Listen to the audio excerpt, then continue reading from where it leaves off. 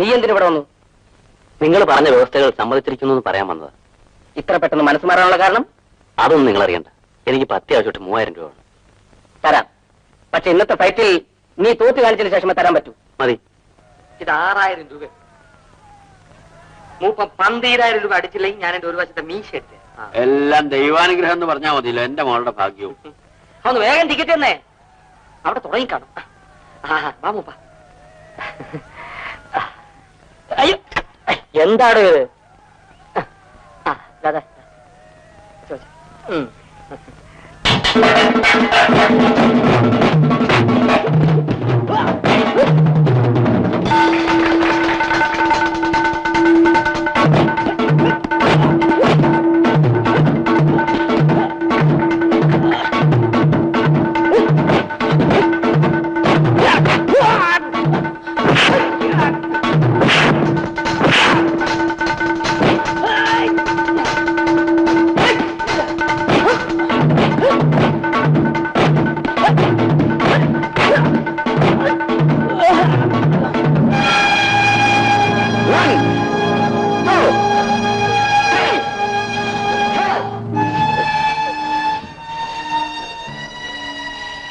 ചതിക്കല്ലേ മോനെ.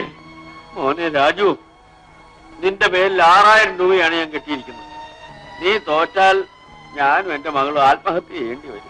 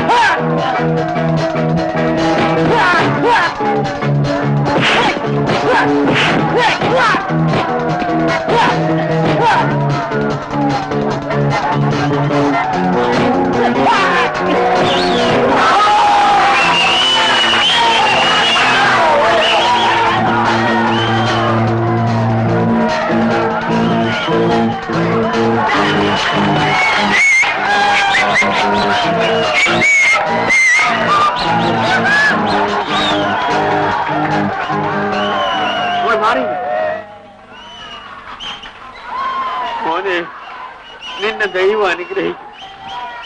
നീ ഒരു കുടുംബം രക്ഷിച്ചു. മോനെ,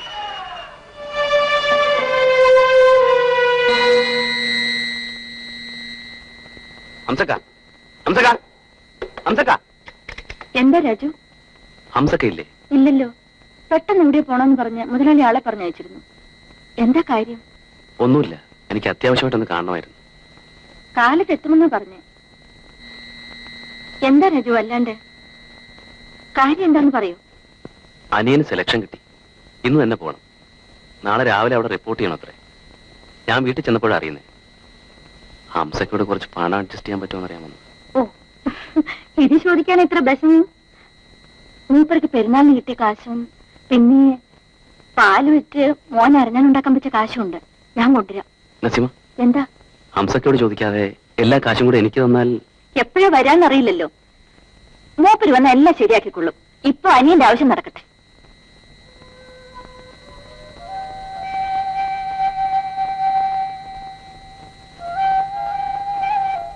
രാജു, 1500 രൂപയുണ്ട്. എത്രയും വേഗം ഞാനത് തിരിച്ചു തരാം. ഞാൻ ചോദിച്ചില്ലല്ലോ. ടിക്കറ്റ് പണമൊക്കെ എടുത്തിട്ടുണ്ടല്ലോ.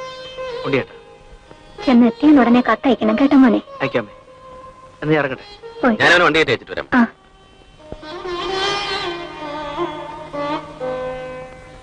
അൻവറിന്റെ പിൻബലം കൊണ്ടാണ് ഡ്രൈവർ ഹംസ ഇന്ന് ആളായി നടക്കുന്നത്.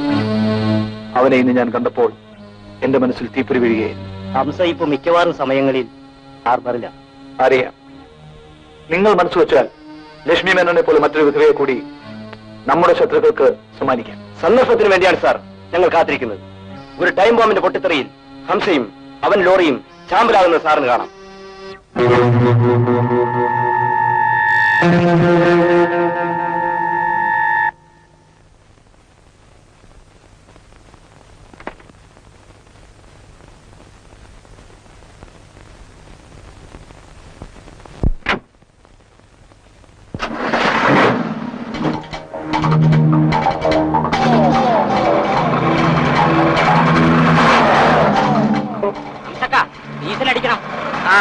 അടുത്ത പങ്കിന്ന് അടിക്കാം.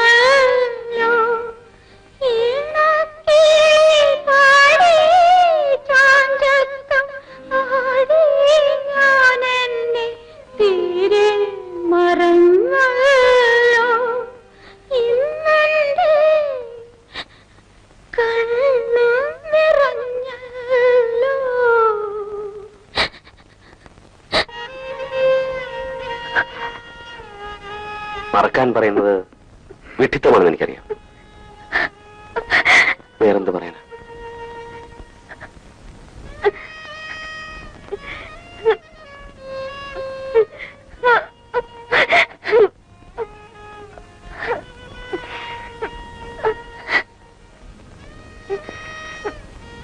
ഒരു പെങ്ങളും ഒരു മരുമോനും എനിക്കുണ്ടെന്നുള്ള വിശ്വാസത്തോടെ ഞാൻ ഇറങ്ങും മനസ്സിൽ.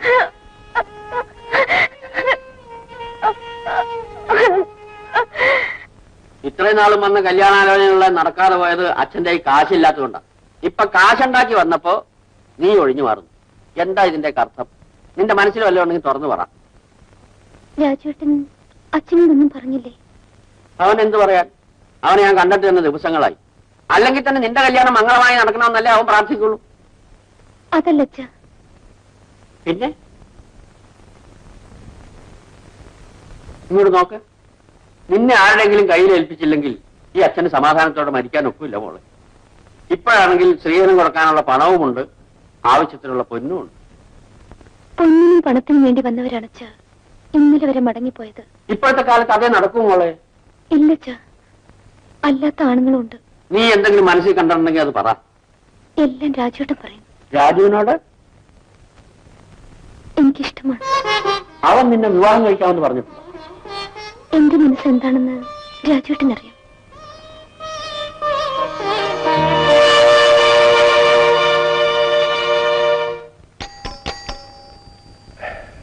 Yes, come in.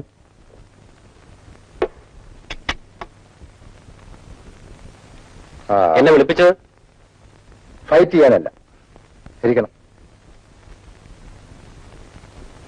Single whisky? No. ഹംസയുടെ മരണത്തോടെ ഒരു കൈ നഷ്ടപ്പെട്ടവനെ പോലെയാണ് ഞാൻ ജീവിക്കുന്നത്. ഹംസ രാജുവിനെ കുറിച്ച് പലപ്പോഴും എന്നോട് പറഞ്ഞിട്ടുണ്ട്. പക്ഷേ ഫൈറ്റിംഗ് റിംഗിൽ വെച്ച് കണ്ടതിൽ പിന്നെയാണ് നിങ്ങളെപ്പറ്റി കൂടുതൽ അന്വേഷിച്ചറിഞ്ഞതും വിളിപ്പിച്ചത്. ഇന്ന് നിങ്ങളെക്കാൾ നിങ്ങൾ എനിക്കറിയാം. മനസ്സിലായില്ല. ഇന്ന് നിങ്ങൾ ഉണ്ടാക്കുന്നതിനേക്കാൾ 10 ഇരട്ടി ആദായമുള്ള ഒരു ജോലി ഞാൻ തന്നാൽ സ്വീകരിക്കുമോ? എന്ത് ജോലി? എന്ത് ജോലിയും ചെയ്യാൻ തയ്യാറായിട്ടല്ലേ നിങ്ങളന്ന് ഹാർബറിൽ പോയത്? അതെ. പിന്നെ എന്തിനാണ് ഞാൻ തരുന്ന ജോലിയെക്കുറിച്ച് കൂടുതൽ അന്വേഷിക്കുന്നത്? ചെയ്യേണ്ടത് ഞാനായതുകൊണ്ട്. Very good. എനിക്ക് ചില സാധനങ്ങൾ ചില സ്ഥലങ്ങളിൽ നിന്നെത്തും. അത് അവിടെ നിന്നും ഏറ്റുവാങ്ങി ആരും അറിയാതെ എന്റെ കയ്യിലെത്തിക്കണം. ഇനി കൂടുതൽ വ്യക്തമാക്കണ്ടല്ലോ. വേണ്ട, മനസ്സിലായി. പക്ഷേ സത്യത്തിനും നീതിക്കും നിരക്കാത്ത ഒരു ജോലിക്കും ഞാൻ തയ്യാറല്ല. സത്യവും നീതിയും. മാന്യനായിരുന്നു നിന്റെ അച്ഛൻ. ഇരുമ്പഴിക്കുള്ളിൽ കിടന്ന് പട്ടിയെ പോലെ ചത്തപ്പോ നിന്റെ സത്യവും നീതി എവിടെയായിരുന്നു? രാജു, മനുഷ്യൻ പണത്തിനു വേണ്ടിയുള്ള പരക്കം പാച്ചില്ലാണ്. അതിൽ ചിലർ ജയിക്കുന്നു, ചിലർ തോൽക്കുന്നു. എല്ലാം പണത്തിനു വേണ്ടി. എന്റെയും നിങ്ങളുടെയും ലക്ഷ്യം രണ്ടാണ്. അതെ, എല്ലാം പിടിച്ചടക്കുകയാണ് എന്റെ ലക്ഷ്യം. ചവിട്ടുകൊണ്ട് അവസാനം പെറ്റമ്മയുടെ മുമ്പിൽ ആത്മഹത്യ ചെയ്യേണ്ടി വരുന്നതാണ് നിങ്ങളുടെ ലക്ഷ്യം. എന്നോടൊന്നിച്ച് നിൽക്കാൻ കഴിയില്ലെങ്കിൽ വേണ്ട. പക്ഷെ നിങ്ങൾക്ക് പൗരുഷമുണ്ടെങ്കിൽ നിങ്ങളെ ഈ നിലയിൽ എത്തിച്ചവനോട് പകരം വീട്ടുകയെങ്കിലും ചെയ്യും. അവനാരാണെന്ന് നിങ്ങൾക്കറിയില്ല അല്ലേ? വിഷ്ണു, നിങ്ങളുടെ ബന്ധുവായ വിഷ്ണു. നിങ്ങൾ എന്തായി പറയുന്നത്? നിങ്ങളുടെ അച്ഛനും ആർ.സി. നായരും ഹംസയുമെല്ലാം അവന്റെ കൈകളിലാണ് ഞെരിഞ്ഞമർന്നത്. അതെല്ലാം ഓരോ കഥകളാണ്. ഇല്ല, ഞാനത് വിശ്വസിക്കില്ല. നിങ്ങളുടെ അമ്മയായ ലക്ഷ്മി മേനന്റെ വാക്കുകളിൽ വിശ്വാസമുണ്ടോ? എങ്കിൽ അവരോട് ചോദിച്ചു നോക്ക്.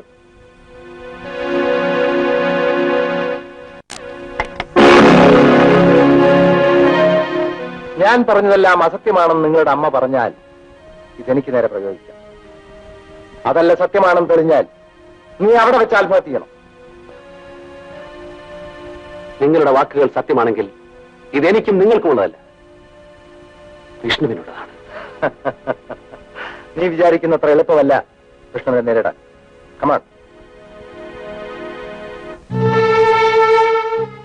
ആ കൂറ്റൻ ബംഗ്ലാവ് ആരുടേതാണെന്ന് നിനക്കറിയാമോ?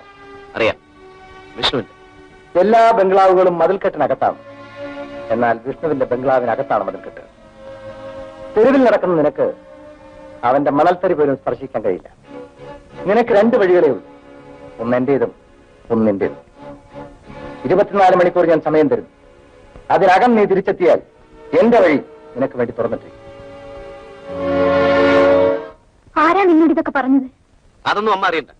വിഷ്ണുവിനെ കുറിച്ച് കേട്ടതെല്ലാം സത്യമാണെന്ന് മാത്രം പറഞ്ഞാൽ മതി. പറയാമേ, അച്ഛനോടും ഞങ്ങളോടും ഇല്ലാത്ത ബന്ധമാണോ അമ്മയ്ക്ക് വിഷ്ണുവിനോടുള്ളൂ? രാജു, ഒരിക്കൽ അച്ഛൻ ഇതുപോലെ മൗനം പാലിച്ചതുകൊണ്ടാണ് എല്ലാം തകർന്നത്. ഇനി 2 ആൺമക്കളൂടെ ഇല്ലാതായാലേ അമ്മയുടെ നാക്ക് ഉയരുവെള്ളം തോന്നും.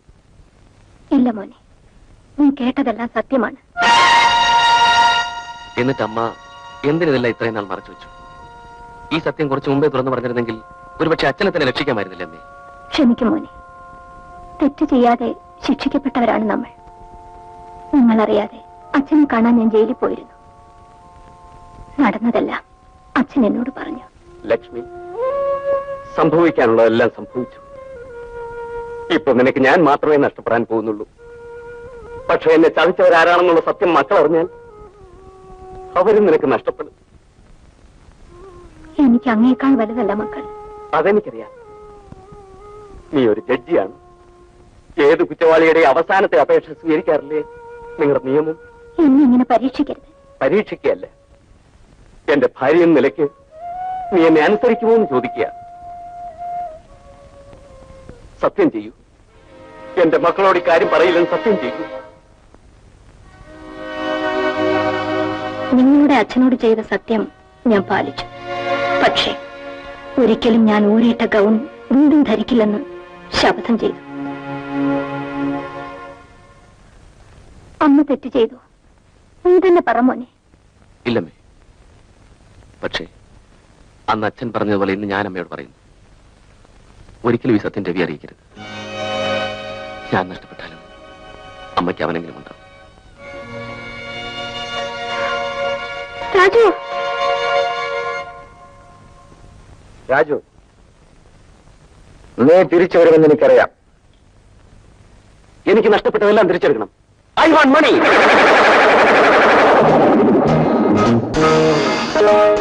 നാളെ രാവിലെ 10 മണിക്ക് എയർപോർട്ടിനടുത്തുള്ള സീ ഏഞ്ചൽ ഹോട്ടലിൽ നമ്മുടെ ഒരു പാർട്ടി വരും. അവർ തരുന്ന ബ്രീഫ് കേസ് 11 മണിക്ക് മുമ്പായി ഹാർബറിലെത്തിക്കണം. പക്ഷേ ഗവർണർ വരുന്നത് കൊണ്ട് 9 മണി മുതൽ 11 മണി വരെ വാഹനങ്ങളൊന്നും തന്നെ കടന്നു പോകാൻ അനുവദിക്കില്ല.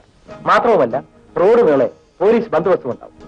11 മണിക്ക് മുമ്പ് നീ ഹാർബറിൽ എത്തിയില്ലെങ്കിൽ നമ്മുടെ പാർട്ടിയുടെ ഷിപ്പ് ഹാർബർ വിടും. അതൊന്നും നിങ്ങൾ ഭയപ്പെടണ്ട. ഗവർണർ സഞ്ചരിക്കുന്ന മാതിരിയുള്ള ഒരു കാർ എനിക്ക് ദാറ്റ് വിൽ ബി ഡൺ.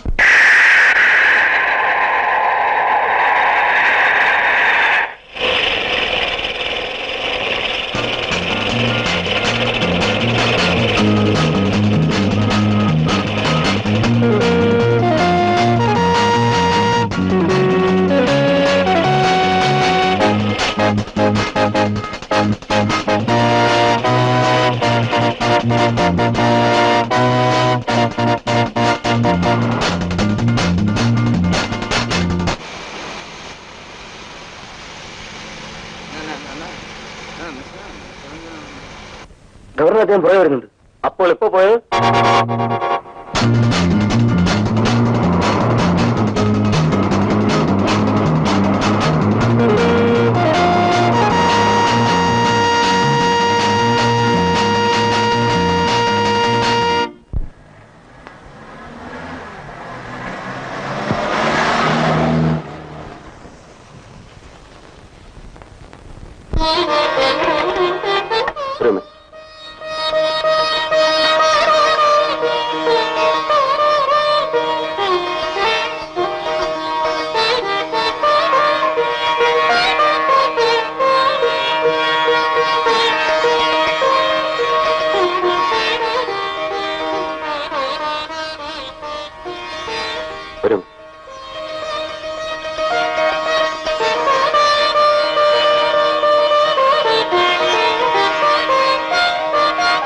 ഇത്രയും വലിയൊരു വീട് എന്താ അമ്മയ്ക്ക് ഇഷ്ടപ്പെട്ടില്ലേ? ഇത് വാങ്ങാനുള്ള പണം നിനക്ക് എവിടെ നിന്ന് കിട്ടി? മുതലാളി തന്നു. അതിന് നിനക്ക് ജോലി കിട്ടിയിട്ട് അധികകാലം ആയില്ലല്ലോ. ഇത്രയും പെട്ടെന്ന് ഒരു വീടും കാറും ഒക്കെ വാങ്ങാൻ വേണ്ട തുക തരാനും മാത്രം. അമ്മ എന്താ ഈ പറയുന്നേ? ഇതിന്റെ കാശ് മുഴുവൻ കൊടുത്തെന്ന് വിചാരിച്ചോ? കടം വാങ്ങിയിട്ട് ഇത്രയും വലിയൊരു വീട് നമുക്ക് ആവശ്യമുണ്ടോ മോനെ? അമ്മേ, ഒരു വലിയ വീട്ടിലാണ് നമ്മൾ ജനിച്ചത്. അതുപോലെ ഒരു വലിയ വീട്ടിൽ വെച്ച് തന്നെ മരിക്കാനുള്ള അർഹതയും അവകാശവും നമുക്കില്ലേ അമ്മേ? കടത്തിനെ കുറിച്ചൊന്നും അമ്മ വിഷമിക്കണ്ട. അതൊക്കെ ഞാൻ വീട്ടിക്കൊള്ളാം. അമ്മ വെച്ചോളൂ. അമ്മയുടെ പേരിലാണ് ഞാൻ ഈ വീട് വാങ്ങിയിരിക്കുന്നത്. ഞാൻ ഓഫീസിൽ പോയിട്ട് വരട്ടെ. രാജു, നീ നിന്റെ ജോലി എന്താണെന്ന് ഇതുവരെ അമ്മയോട് പറഞ്ഞില്ലല്ലോ മോനെ. അൻവർ സാഹിബിന്റെ കൺസ്ട്രക്ഷൻ കമ്പനിയുടെ മുഴുവൻ ചാർജും ഇപ്പൊ എനിക്കാണമ്മേ. വരട്ടെ.